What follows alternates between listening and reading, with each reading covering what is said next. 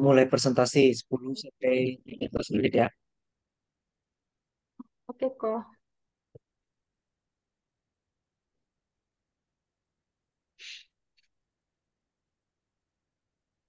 Langsung lanjut aja lah ya kok. Iya.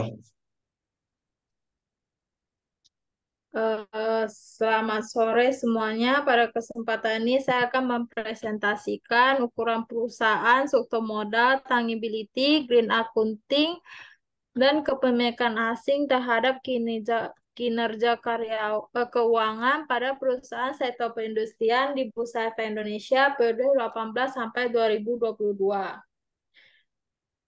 Perkenalkan nama saya Teni Misaleni dengan NIM 20622011061. Langsung saja kita mulai. Pertumbuhan ekonomi merupakan standar keberhasilan atau kemunduran suatu negara. Jadi, untuk mendorong perekonomian nasional, peran perusahaan sangatlah diperlukan. Perusahaan merupakan salah satu peran pelaku ekonomi karena dapat berperan sebagai produsen, distributor, dan konsumen. Maka peran perusahaan sangatlah berpengaruh terhadap pertumbuhan ekonomi. Berikut adalah grafik kinerja indeks saham, indeks indus, DCI Q45, indeks harga saham gabungan periode 18 sampai 2022 dan pertumbuhan PDB produk dosmetik bruto. Dapat disimpulkan dari ketiga grafik tersebut bahwa sama-sama mengalami ketidakstabilan, yang dimana pada tahun 2020 sama-sama mengalami penurunan dan kembali naik lagi pada tahun 2021 sampai 2022. Lalu ada kaitannya dengan teori efisiensi pasar dengan bentuk efisiensi setengah kuat atau semi strong from, karena pergerakan saham yang membuat kinerja perusahaan ikut bergerak. Dengan begitu, kinerja keuangan dijadikan sebagai indikator untuk mengatur posisi keuangan serta mengetahui perkembangan dalam suatu perusahaan. Dalam penelitian saya, tentu saja ada motivasi penelitian di mana terdapat keunikan variabel green accounting dan kepemilikan asing sebagai variabel independen, dan terdapat juga perbedaan pendapat antara beberapa penelitian terdahulu. Lalu rumusan masalah di sini, apakah ukuran perusahaan, struktur modal, tangibility, green accounting, dan kepemilikan asing berpengaruh terhadap kinerja keuangan pada perusahaan sektor perindustrian di Bursa Efek Indonesia pada tahun 2018 sampai 2022.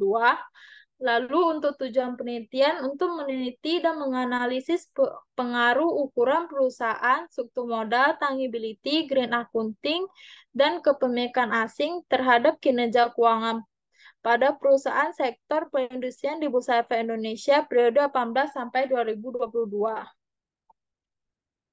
Selanjutnya, bab 2, tinjauan pustaka.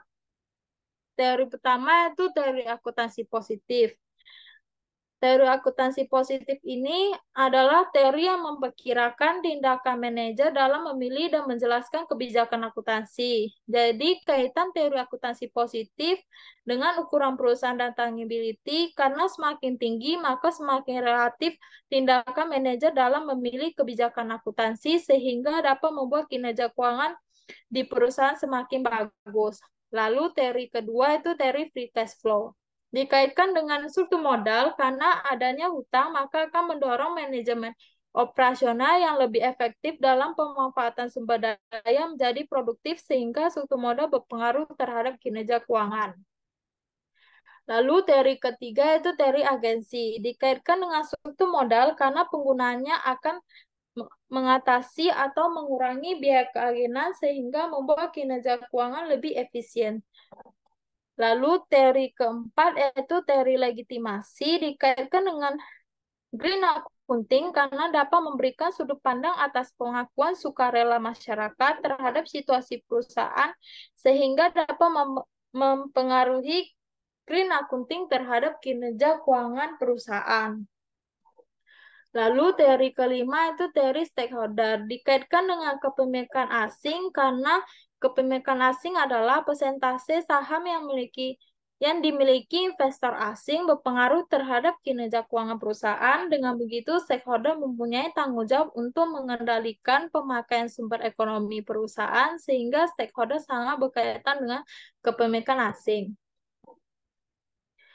Berikut adalah rekapan penelitian terdahulu di mana masih adanya perbedaan.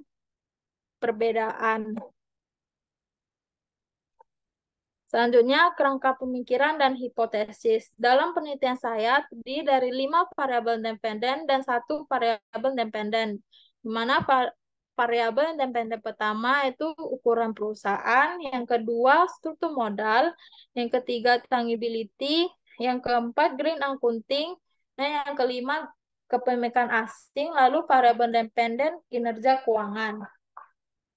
Lalu hipotesis pertama itu ukuran perusahaan berpengaruh positif terhadap kinerja keuangan. Hipotesis kedua, struktur modal berpengaruh positif terhadap kinerja keuangan. Lalu hipotesis ketiga, tangibility berpengaruh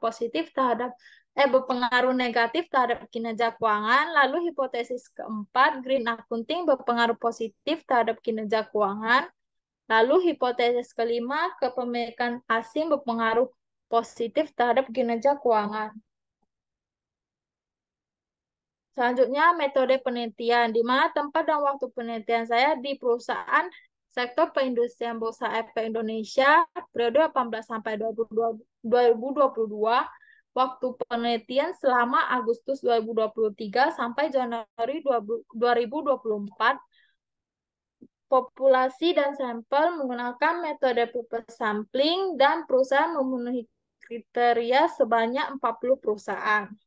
Jenis data yang digunakan di penelitian kali ini itu data kuantitatif, lalu sumber data itu laporan keuangan yang diunduh di Bursa Efek Indonesia.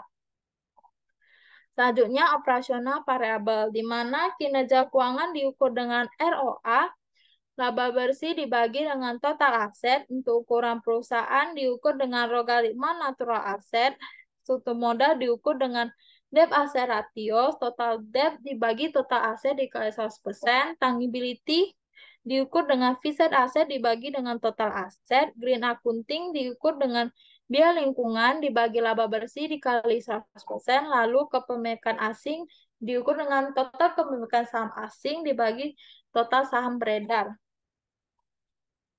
Untuk teknik analisis data, yang pertama itu analisis deskriptif. Itu artinya menyusun, mengolah, menganalisis data tersebut untuk memberikan gambaran pemasaran yang ada. Lalu ada uji asumsi klasik, uji normalitas, multikolonialitas, uji heterokedastisitas, dan uji autokorelasi. Lalu ada uji koefisien determinan, dan metode analisis regresi linear berganda, di mana Y ini kinerja keuangan, A konstanta, B1, 2, 3, 4, 5 itu koefisien regresi, X1, X2, X3, X4, X5 itu variabel independen. Lalu untuk uji hipotesis, apabila HO diterima, HA ditolak, jika nilai signifikasinya uji T lebih besar dari 0,05, maka tidak ada hubungan antara variabel independen dan variabel dependen. Dan sebaliknya. Lalu hasil penelitian dan pembahasan, di mana uji normalitas nilai p-value-nya 0,00 lebih kecil dari 0,05, artinya tidak normal. Lalu uji multikolonialitas yaitu uji FIF-nya lebih kecil dari 10 atau nilai toleransinya lebih besar dari 0,01, maka tidak terdapat multikolinearitas. Lalu untuk uji F-nya, hasil ujinya 0,04 lebih kecil dari 0,05, artinya variabel independen secara simultan berpengaruh terhadap variabel dependen. Lalu untuk model, yaitu di mana ukuran perusahaan yang berpengaruh signifikan terhadap kinerja keuangan, lalu struktur modal, tangibility, green accounting, dan kepemilikan asing tidak berpengaruh signifikan terhadap kinerja keuangan. Selanjutnya, uji koefisiensi determinan. Besarnya kinerja keuangan dijelaskan oleh ukuran perusahaan, struktur modal, tangibility green accounting, kepemilikan asing sebesar 5,4%. Lalu, analisis persamaan linear berganda, di mana hasilnya hanya ukuran perusahaan yang berpengaruh signifikan terhadap kinerja keuangan, sedangkan struktur modal, tangibility, green accounting, dan kepemilikan asing tidak signifikan terhadap kinerja keuangan. Untuk hipotesis, eh, di mana hasil ukuran perusahaan yang hanya diterima karena berpengaruh signifikan terhadap kinerja keuangan, sedangkan yang struktur modal, tangibility, green accounting, dan komunikasi tidak ditolak karena tidak signifikan terhadap kinerja keuangan. Kesimpulan di sini, ukuran perusahaan berpengaruh terhadap kinerja keuangan pada perusahaan sektor perindustrian di Bursa Efek Indonesia periode 18 sampai 2022. Sedangkan struktur modal, tangibility, green accounting, kepemilikan asing tidak berpengaruh terhadap kinerja keuangan pada perusahaan sektor perindustrian di Bursa Efek Indonesia periode 2018 sampai 2022. Lalu untuk keterbatasan, hanya variabel ukuran perusahaan yang berpengaruh terhadap kinerja keuangan, sehingga dari 5 hipotesis, hanya satu hipotesis yang diterima. Dengan mengharapkan peneliti selanjutnya dapat menambah atau mengubah variabel lainnya agar dapat mengetahui variabel yang dapat berpengaruh terhadap kinerja keuangan. Lalu saran di sini bagi perusahaan secara konsisten menjaga dan meningkatkan kinerja keuangan. Lalu bagi peneliti selanjutnya memperluas jangkauan populasi dan sampel perusahaan yang akan diteliti agar dapat mempengaruhi hasil penelitian. Lalu bagi pemangku kebijakan agar otoritas jasa keuangan menyusun kebijakan keuangan yang optimal agar tidak merugikan kepentingan perusahaan dan investor. Sekian presentasi saya. Jika ada kurang, mohon maaf dan terima kasih.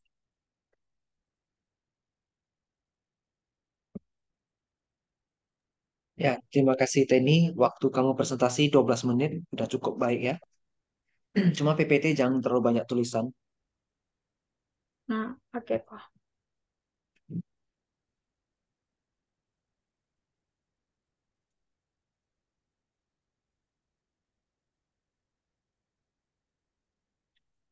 Ada yang mau ditanyakan sebelum kita tanya jawab?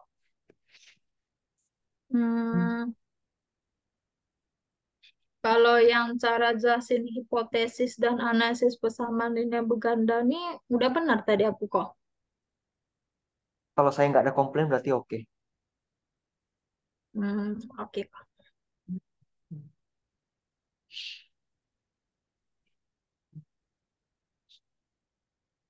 Ada yang mau ditanya? Ini nggak ada pertanyaan lagi. Ya. Skripsi ini kamu yang kerjakan sendiri.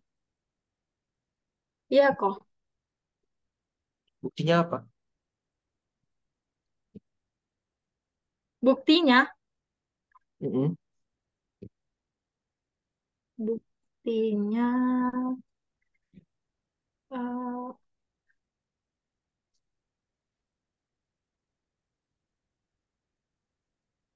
Kalau mikirnya lama, seolah-olah jadinya dikerjakan orang lain.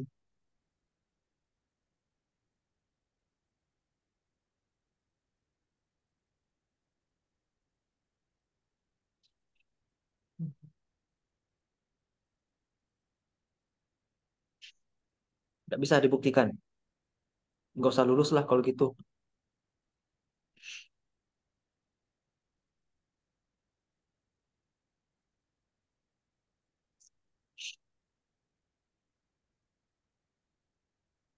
Ya, pertanyaan penguji itu bisa apa saja ya, Teni. Termasuk pertanyaan tadi itu bisa aja ditanyakan. jadi kalau ditanya gitu jawabannya apa ya kok? Ya, saya nggak tahu. Buktikan sendiri kok.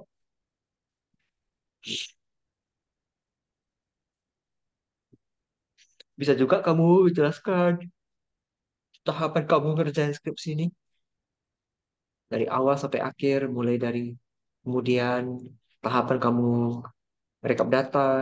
Kalau kamu bisa jelasin ya terbukti kamu kerjakan sendiri.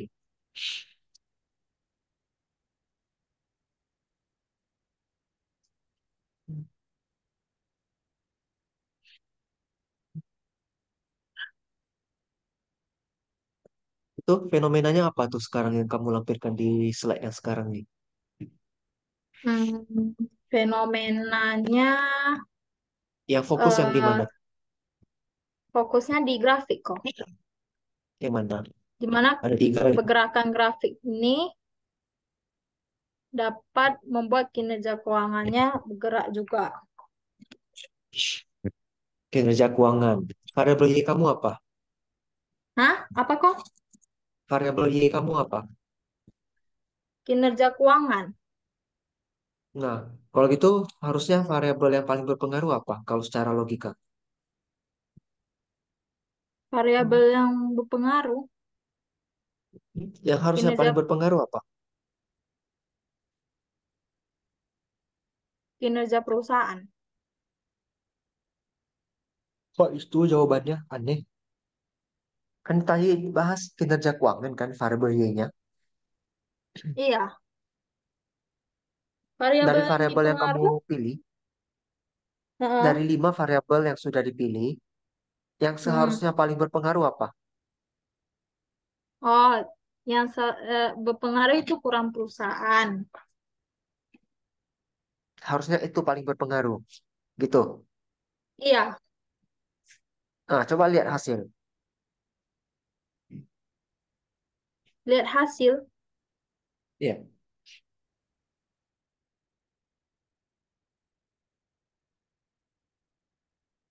Hasilnya kalau apa ukuran perusahaan itu berpengaruh positif.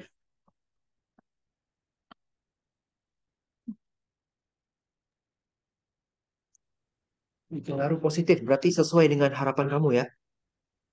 Iya, sesuai. Kalau udah sesuai harapan, kenapa diuji lagi?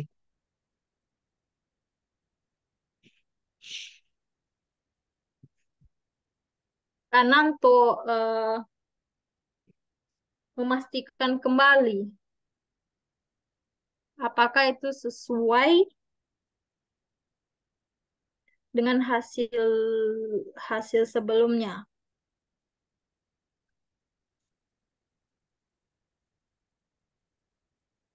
Maksudnya apa nih? Kamu membantu apa? Supaya bisa disesuaikan dengan hasil sebelumnya. Iya, penelitian Sekarang kan, sebelumnya. kalau kamu yakin ukuran Ya, perusahaan pasti berpengaruh, hipotesis. Hmm, kalau kamu yakin berpengaruh, kenapa harus diuji lagi?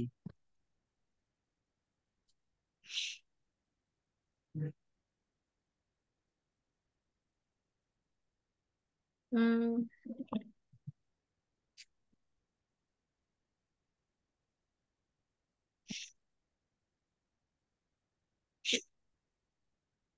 Karena untuk Nggak boleh gitu memastikan jawabannya. kembali. Jadi jawabannya apa?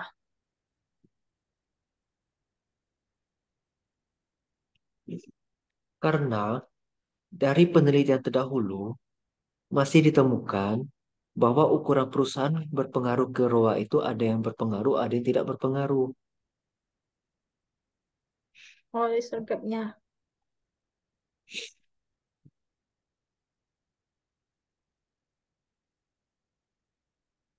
Udah paham? Sudah kok. Nah, kalau hasil yang paling tidak berpengaruh yang mana? Eh, hasil yang paling tidak berpengaruh ini tangibility Dari mana lihatnya?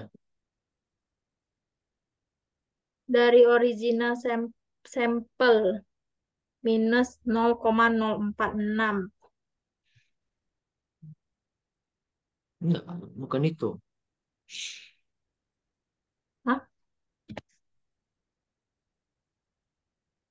Dari kan oh tidak berpengaruh dari ini T hitungnya 0,78. House apa? House paling besar atau house paling kecil? Hah? Hitungnya harus paling besar atau yang paling kecil ya? Kalau yang paling tidak berpengaruh. Kalau yang tidak berpengaruh, T hitungnya harus lebih kecil. Lebih kecil dari T tabel. Kalau P Itu value-nya lebih besar dari 0,05. itu kalau kita mau tahu hipotesis terima atau ditolak. Sekarang pertanyaannya, yang mana yang paling kecil pengaruhnya? Mana yang paling tidak signifikan? Caranya, lihat tes statistik yang nilainya paling kecil. T statistik yang nilai paling kecil. Mm-mm.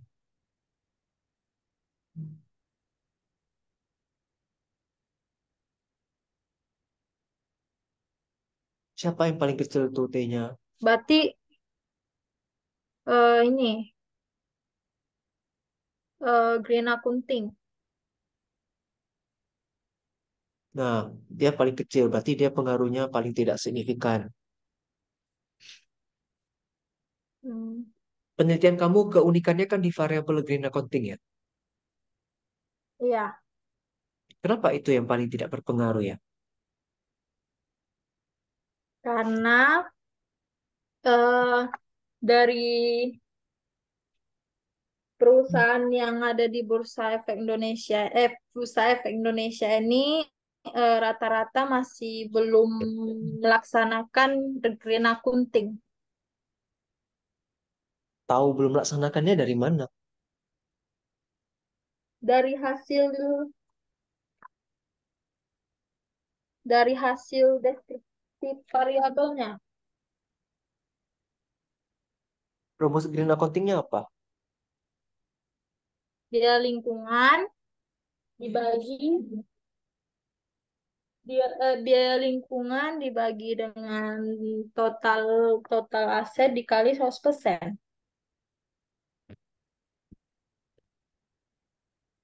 Jadi yang datanya nggak ada kalau mau bikin berapa?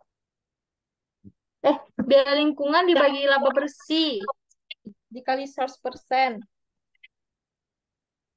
Ya, kalau misalnya perusahaan nggak tulis biaya lingkungan, kamu datanya gimana tuh?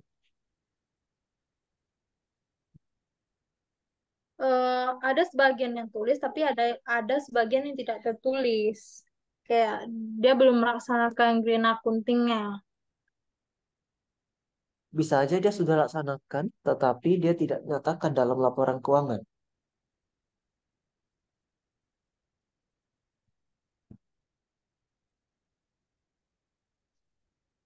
Tetapi di laporan keuangan di yang di Bursa Efek Indonesia ini di laporan keuangannya belum ada. Belum ada atau belum diungkapkan.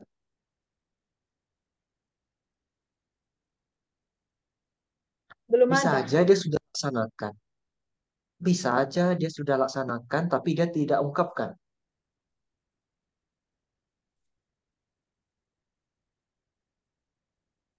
Gimana tuh?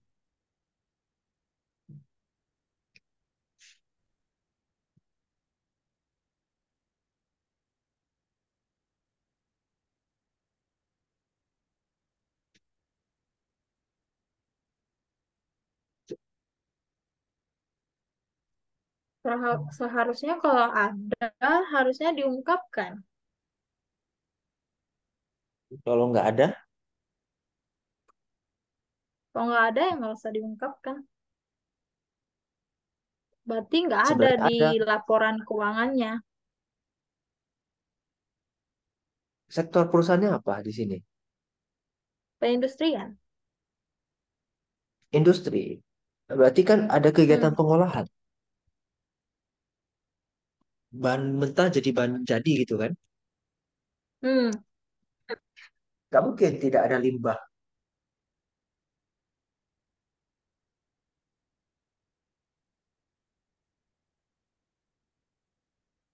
Kalau ada limbah, pasti ada biaya lingkungan. Iya, pasti. Kenapa tidak diungkapkan oleh perusahaan?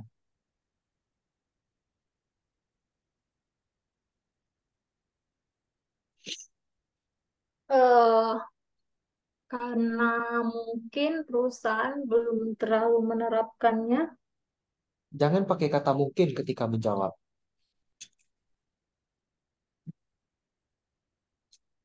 eh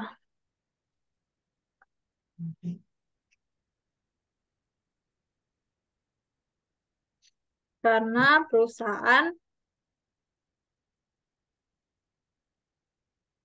rata-rata belum mengungkapkannya.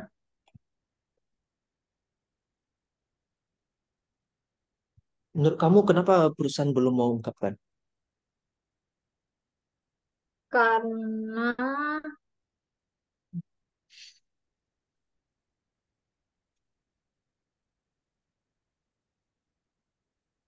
akan mempengaruhi labanya kalau terlalu banyak biaya lingkungannya.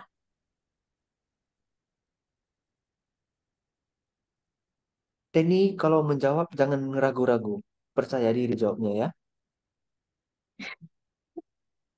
Oke, oke.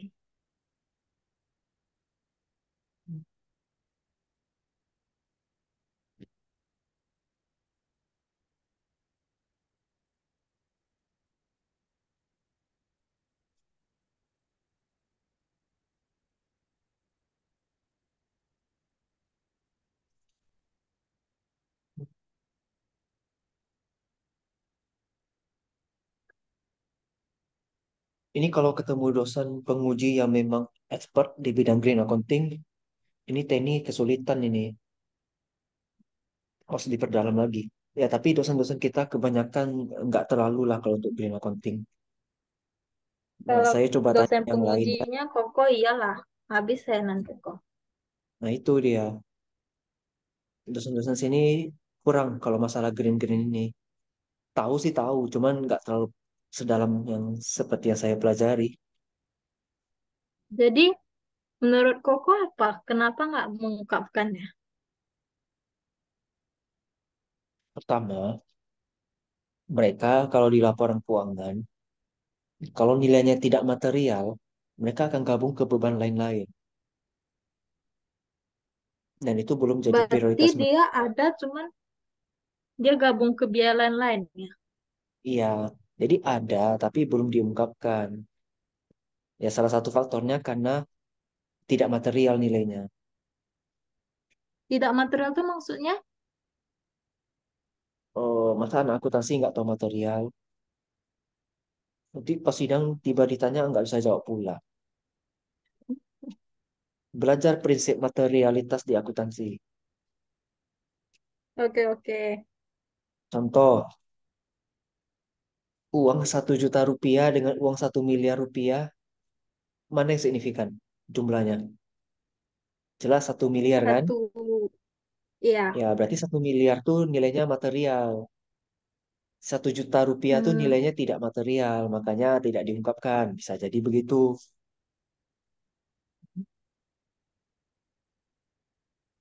Teknik perdalam logika.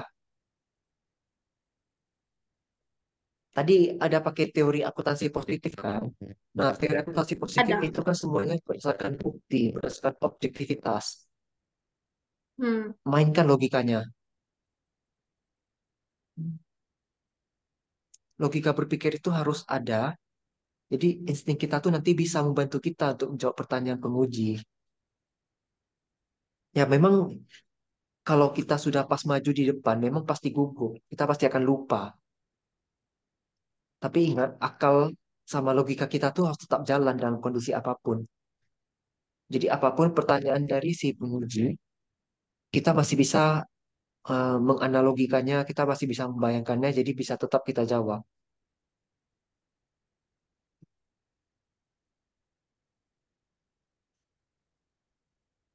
Ini Zoom Syukur. yang versi gratisnya sudah mau habis pula.